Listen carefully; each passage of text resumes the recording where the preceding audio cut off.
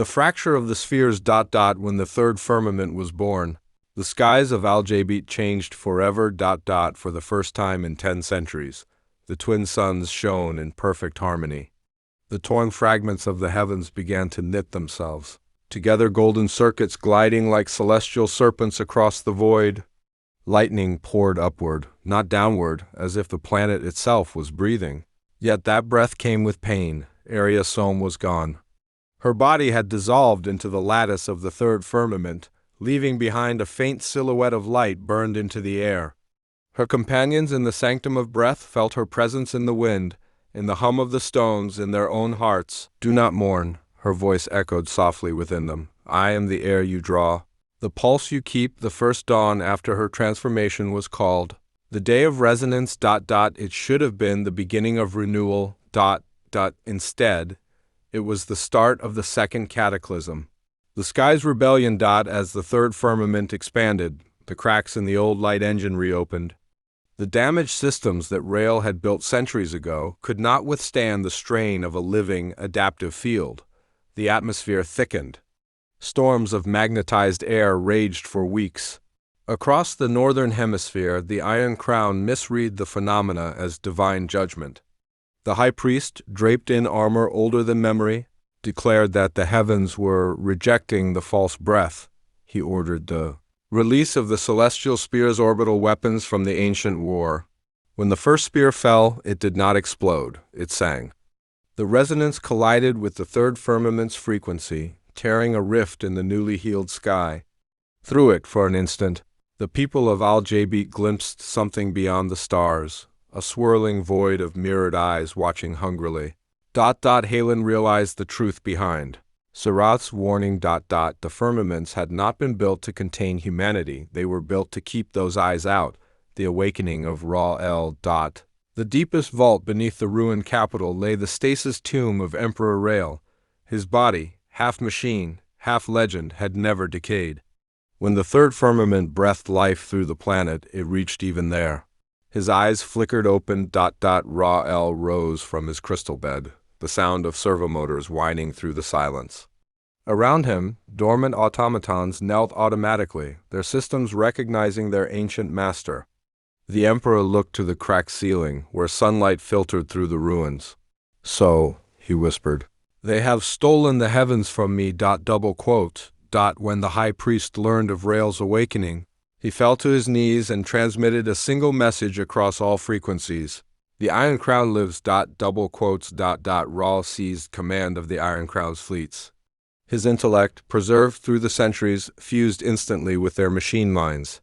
He learned of the third firmament, of Aria's sacrifice, and of the voice of Sarath still resonating through the core. He resolved to do what no mortal dared: to break the firmaments entirely, to unleash the void beyond.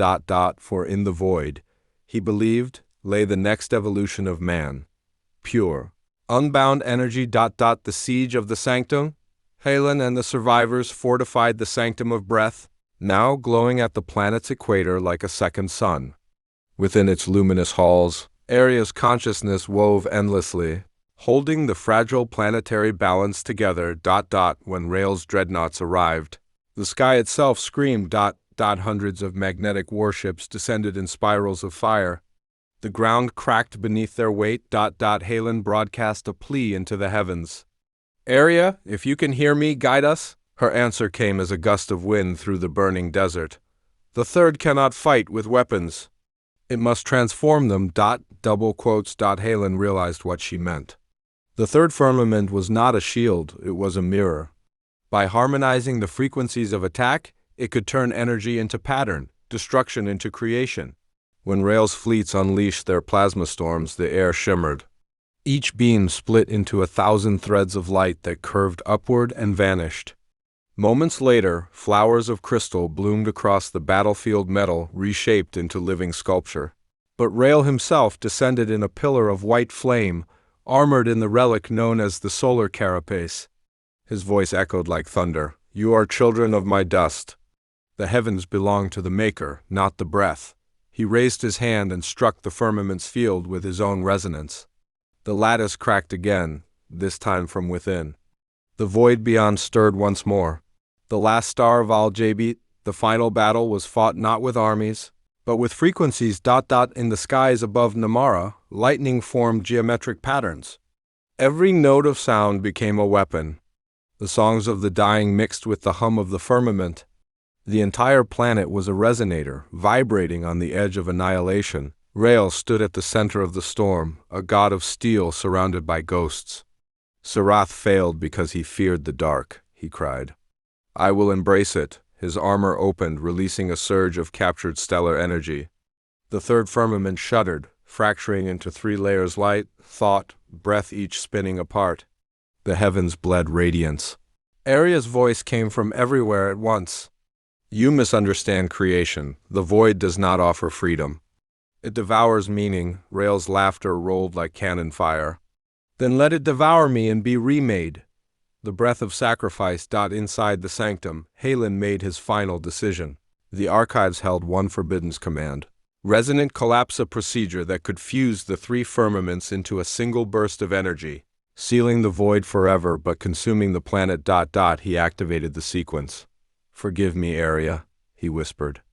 Let this be our breath. The planet began to sing. Every tower, every ruined city, every scrap of metal vibrated in harmony. Even Rael paused, momentarily awed. So this is what you've become, he murmured. Aria's light coalesced above him, forming a figure woven from air and memory. This is not death, Rael, it is remembrance. She reached out and touched his armor. For the first time in his endless life, he felt warmth, not mechanical heat, but human warmth. His rage melted.